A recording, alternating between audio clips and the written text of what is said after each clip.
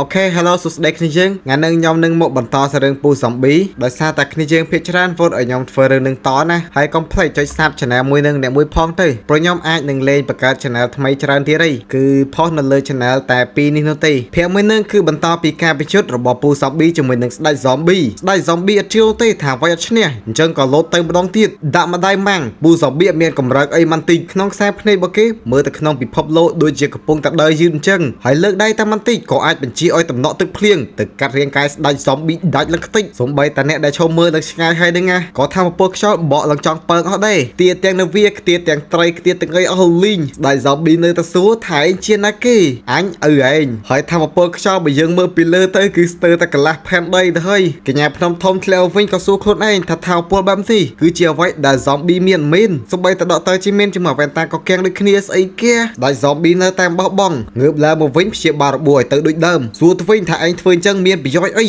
ទោះបីជាអញធ្វើអីទៅកាន់ឯងមិនបានក៏ដោយហើយឯងក៏មិនអាចធ្វើអីទៅកាន់អញបានដូចគ្នាព្រោះស្ដេច zombie មានរាងកាយអមតៈអាចព្យាបាលបានជារៀងរហូតពូ zombie ឆ្លើយត្រឹមតែអូហើយក៏ស្រោករាងកាយស្ដេច zombie មកច្បាច់កធ្វើវាភ័យមែនទេឯងចង់ធ្វើអីនឹងប៉ុន្តែរើបំរះមិនរួចឡើយពូ zombie ក៏មិនដឹងជាប្រើក្បាច់អីនោះទេបណ្ដាឲ្យស្ដេច zombie ឃើញតែការចងចាំរបស់ខ្លួនឃើញពីការប្រយុទ្ធនិងការវាយគ្នាសាហាវអីចឹងទៅវាព្យាយាមរើបំរះចង់ប្រឈប់ដែរប៉ុន្តែមិនអាចប្រឈប់បានឡើយនៅតែឃើញតែការចងចាំហើយវាសាហាវព្រៃផ្សៃពេកនៅទៀមផុតស្ដេច zombie គឺភ័យរហូតដល់ងាប់បាត់អ្នកដែលឈរមើលស្ដាប់ញោមសម្រាប់ឮអញ្ចឹងអត់យល់ទេថាកំពុងតែមានអីកើតឡើង zombie ប្រុសស្អាតក៏ទាយថាប្រហែលជាត្រូវបានស្ដេចបំភ័យឲ្យមួយនឹងឲ្យងាប់បាត់ទៅហើយ President ធំកៀងស្អីគេសូម្បីតែដកតើជីមានក៏មិនយល់មិនបានទៅជាអញ្ចឹងប៉ុន្តែកូនសិស្សរបស់វាដឹងថាមិនស្រួលអញ្ចឹងក៏ប្រញាប់ទៅអូលោកគ្រូដើម្បីគេចខ្លួនតែអន្តិតបានទៅផងពូ zombie ក៏មកកាក់មុខភ្លេតបែបនេះក៏នឹមគ្នាភ័យឆ្ងល់ថាតាំងពីដើមដល់ចប់ពួកគេមិនដែលបានបង្ហាញមុខសូម្បីតែបន្តិចហើយមិនបានជាពូ zombie នៅតែរកឃើញអញ្ចឹងពូ zombie មាននិយាយច្រើនទេសួរសំណួរដ៏សាមញ្ញថាពួកឯងចង់ដើរចូលគុកដោយខ្លួនឯង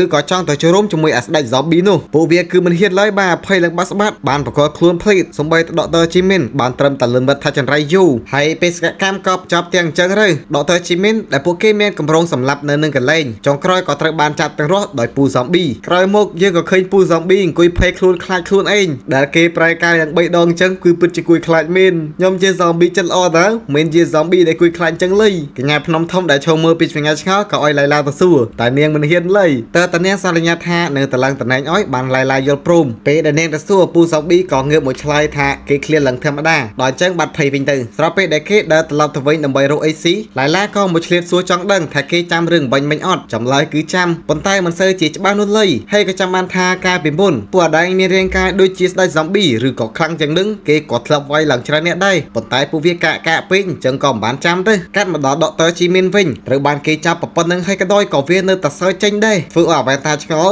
់សួរថានៅសើចទៀតលោកគ្រូដកតើជីមីនក៏បង្ហាញពីមហិច្ឆតារបស់វាដែលមនុស្សស្មានថាមាន zombie ដែលខ្លាំងអញ្ចឹងទេបែបនេះក៏មានកម្រងថានឹងបង្កើត zombie ដែលខ្លាំងជាងគេទើបទៅបានហើយក្រោយមកពូ zombie របស់យើងក៏ត្រូវបានពពួកមនុស្សលោកដែលមានតំណែងធំតែងតាំងធ្វើជា president ឲ្យគេនឹងទៅគ្រប់គ្រងនៅទីក្រុងមួយប៉ុន្តែក៏មានច្បាប់ផងដែរបើសិនជានៅក្នុងរយៈពេលកំណត់ប្រជាជនរបស់គេមិនកើនឡើងដល់ទៅ10លាននាក់ទេនឹងត្រូវដកតំណែងវិញនិយាយប្រាប់អស់ពួកគេក៏សួរពូ zombie ថាចង់បានទីក្រុងមួយណាដើម្បីគ្រប់គ្រងពូ zombie ក៏តបទាំងមិនបានគិតអីទាំងអស់ថាចង់បានអាទីក្រុង H ជាទីក្រុងដែលពួកគេទៅចាប់ដកតើជីមីននឹងតែម្ដងបែបនេះកញ្ញាអាចកំបាំងម្នាក់គឺឆ្ងល់មែនទែនសួរវិជ្ជៈថាទីក្រុងមួយនោះតទេសុតនឹងហើយយកវាទៅចិញ្ចឹមមិនមែននិយាយរួមទីក្រុងនឹងគឺខូចខាតឡើងស្ទើរតែខ្ទេចទៅហើយមិនស័ក្តិសមសម្រាប់អភិវឌ្ឍឲ្យមនុស្សលោកនៅនោះឡើយពូ zombie នៅតែខ្វល់ឆ្លើយថាខ្ញុំចង់បាននឹងឯងបែបនេះនាងគឺអត់មានពីអីត្រូវនិយាយទៀតទេហើយយើងមើលរាងកាយកញ្ញាម្នាក់នឹងគឺថាមួម៉ៅខ្លាំងមែនទែនឆ្ងល់នៅបណ្ឌិតសភា hero ថាតរកអាឡប់មកពីណាធ្វើជា president នឹងទីក្រុងល្អអត់យល់ទេទៅយកអាទីក្រុងកថោសំបីតែកញ្ញាភ្នំធំក៏ហួសចិត្តដែរកូនចៅពូ zombie ទាំងអស់ក៏បានរើមកនៅក្នុងទីក្រុងថ្មី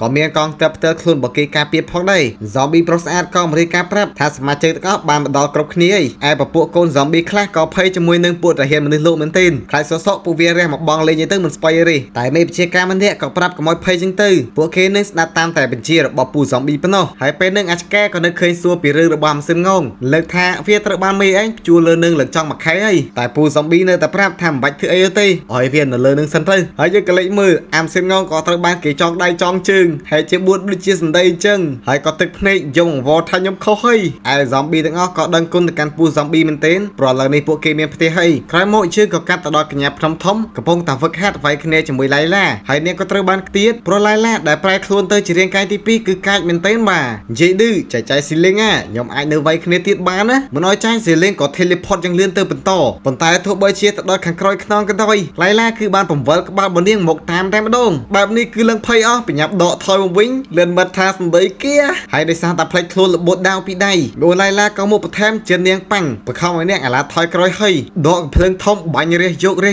យាយរួមគឺរោគចិត្តមែនទែនបាទគ្មានខ្វល់គ្មានអីទេបាញ់បណ្ដើស្រែកបណ្ដើឯកញ្ញាស៊ីលេងគឺរត់កាច់ឡើងវិញមួមកពេកត្រឹមលេខបានក៏សម្រុកចូលទៅប្រើអាល់ទីមេតកាត់ឆ្វាច់ដាច់ដៃដាច់អីបននាងខ្ទេចប៉ុន្តែឡៃឡាគឺគ្មានអីទេនិយាយឌឺវិញថាចាឯងកាត់ដេញលេងមែនវិញបានជាខ្ញុំអត់ឈឺអញ្ចឹងស៊ីលេងមួមកថែមក៏លោតមកមួតនាងបដាវពីលើហើយកាត់ឡើងដាច់ខ្លួនជាពីរកណ្ដោយក៏ឡៃឡានៅតែស្រើចេញស៊ីលេងដំបងគឺភ័យមិនបានជានាងអត់កិច្ចអញ្ចឹងតែក៏លេចមើលម្ដងទៀតក៏ឃើញបំណែករាងកាយឡៃឡាចាប់ផ្ដើមផ្សារជិបគ្នាវិញបែបនេះគៀងមែនទែនស្អីទៀតរីតែក៏បញ្ញាប់ដកថយមកខាងក្រោយលឿនមើលថាអាបកាច់ zombie ធ្វើអីដាក់ឡៃឡានឹងមិនបានជានាងខ្លាយទៅជាបែបនេះហើយឡៃឡាក៏បន្តសម្រុកចូលដាក់នាងម្ដាយឡើងខ្ទៀតបែបនេះស៊ីលេងក៏ស្រែកថាឈប់វាយរើឡៃឡាលឺហើយក៏ប្រែមករាងកាយសភាពដើមវិញហើយក៏បដូរចរិតវិញដូចគ្នាស្រែកឡើងភ័យថានាងគ្មានចេតនាទេស៊ីលេងអត់ខ្វល់ពីរឿងនឹងឡើយសួរសំណួរផ្សេងថាបន្ទាប់ពីត្រូវពូ zombie ខំហើយនាងដែលធ្លាប់ខ្លាយខ្លួនទៅជា zombie មែនទេអត់ឡៃឡាតបថាដូចជាអត់នោះទេសូម្បីតែម្សិលមិញទៅធ្វើតែទៅក៏ឃើញថានាងគឺជាមនុស្សលោកដែរសូម្បីតែហ្សែនរបស់នាងក៏មិនបានផ្លាស់ប្ដូរឡើយដល់អញ្ចឹងស៊ីលីងឆ្ងល់បដ យចុយអាពេលវាយគ្នាមិញកាត់ខ្លួនឡើងដាច់ជាពីរផងបង្វិលក្បាលឡើងចង់380ដឺក្រេផងអានឹងវាមិនវិ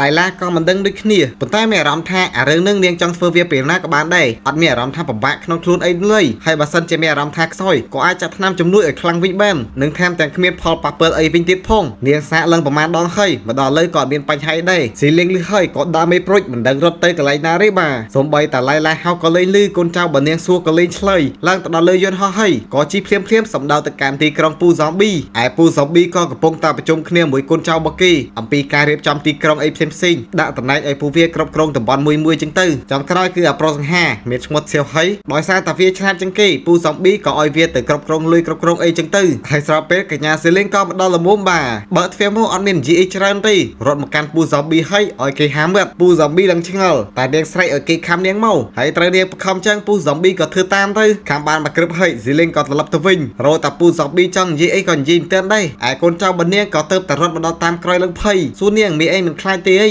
អាប៉ែមួយនោះគឺអាចគ្រប់គ្រងមនុស្សបានណាហើយមីអេងនៅហ៊ានឲ្យវាខំទៀតសេលីងគឺមិនខ្វល់ទេនៅចំពោះមុខធម្មពលដ៏ខ្លាំងមួយនេះត្រូវបានពូ zombie គ្រប់គ្រងនឹងក៏អត់បញ្ហាដែរទោះបីជាពូ zombie បជានាងរឹមស្រាតកណ្ដាលថ្នល់ក៏ដោយឯពូ zombie នៅតែអង្គុយឆ្ងល់ដាក់សញ្ញាសួរពេញក្បាលថាមានអីកាត់ឡើងហើយក្រោយមកទីក្រុង zombie ក៏ចាប់ផ្ដើមអភិវឌ្ឍជារួមមិនខុសគ្នាពីទីក្រុងមនុស្សម៉ាល់ទេមាន zombie បើកហាងខោអាវមាន zombie បើកហាងកាត់សក់តែបញ្ហា zombie ខ្លះមានសក់តែមួយសរសៃឯបាទហើយគ្រប់គ្នាគឺសុទ្ធតែមានការងារធ្វើរៀងៗខ្លួនឯស្ដេចរបស់ពួកគេដែលជាពូ zombie ក៏កំពុងតែរស់នៅយ៉ាងមានក្តីសុខផងដែរឯកញ្ញាភ្នែកមួយដែលមិនពេញចិត្តពីពូ zombie កាលព្រលឹកមុនក៏បានមកស៊ើបអង្កេតគេឃើញព័ត៌មានហើយក៏កាន់តែមិនយល់ថាមិនបានជាបដិសភីហេរ៉ូតែងតាំងអាកាត់មួយនឹងធ្វើជា president អញ្ចឹងកូនចៅម្នាក់ហៅនាងថា president Chen រីកាប្រាប់ថាការពិតទៅអាប៉ែនេះគឺជា zombie នោះទេ president Chen គឺមិនជានោះឡើយគឺថាវាគឺជាការចំណានរបស់ president ផ្សេងទៀតចឹងទៅតែនាងមិនខ្វល់ទេគឺនាងមិនពេញចិត្តពូ zombie បើយើងតាំងពីដំបូងម៉េះអញ្ចឹងក៏មានកម្រងនឹងទៅបង្កបញ្ហាជាមួយគេក្រោយមកសាររឿងក៏កាត់ទៅដល់តំបន់ទឹកកកម៉ាកឡែនដែលមានអ្នកវិទ្យាសាស្ត្រមួយក្រុមកំពុងតែស្រាវជ្រាវនៅកន្លែងមួយដែលសង្ស័យថាបានរកឃើញសាកសពរបស់មនុស្សបុរាណបើតាមរបាយការណ៍គឺមានអាយុឡើង1000ឆ្នាំមកហើយវាគឺមានចម្រោតដល់ទៅ500ម៉ែត្រទើបតែប្រើសន្ទូចឯណោះទើបអាចស្ទូចបានហើយពួកគេក៏ចាប់ផ្ដើមប្រតិបត្តិការស្រង់យករាងកាយមនុស្សបុរាណម្នាក់នឹងមកខាងលើបន្ទាប់ពីលើកមកដល់ក៏ឃើញថាវាគឺជារាងកាយម៉ាមីរបស់មនុស្សស្រីម្នាក់តែភ្លាមក៏ស្រាប់តែមានមនុស្សមួយក្រុមទៀតបានបើកការវិភាគទៅកាន់ពពួកអ្នកវិទ្យាសាស្ត្ររបស់បណ្ឌិតសុភារ៉ូបន្ទាប់ពីចាត់ការរួចរាល់ក៏បង្ហូរឈាមពួកគេយកហើយក៏ប្រើវាទៅដាស់នៅសាកសពម៉ាមីម្នាក់នឹងទទួលបានឈាមទទួលបានហើយនាងក៏ប្រើរាងកាយមកដូចជាមនុស្សធម្មតាអញ្ចឹងឯក្រុមនេះចម្លែកក៏ចាប់ដើមលុចជង្គង់ចុះហៅនាងថាជាស្ដេចខ្មោចនាងបានរស់ភ្លាមក៏សួរសំណួរមួយភ្លេតអាភ្លើឈ្មោះជាងអីគេនោះនៅរស់ដែរកូនចៅម្នាក់ក៏រាយការណ៍ថានៅរស់នោះទេទោះបីជា1000ឆ្នាំកន្លងផុតក៏ដោយក៏វាគ្មានបញ្ហាអីដែរបើតាមវាចាំបន្ទាប់ពីអាកាត់មួយនឹងបានបំផ្លាញនៅមនុស្សលោកទាំងអស់ចូលមកពិភពលោកហើយឥឡូវនេះវាបែរជាទៅរស់នៅជាមួយមនុស្សលោកទៅវិញមិនត្រឹមតាមប៉ុណ្ណោះក៏មានកូនចៅផ្ទាល់ខ្លួនទៀតផងឬហើយនាងក៏ដូរទឹកមុខកាថាអបកាច់ជាងស៊ឺលើកនេះអញនឹងមិនចាញ់ទៅកាន់ឯងទៀតទេ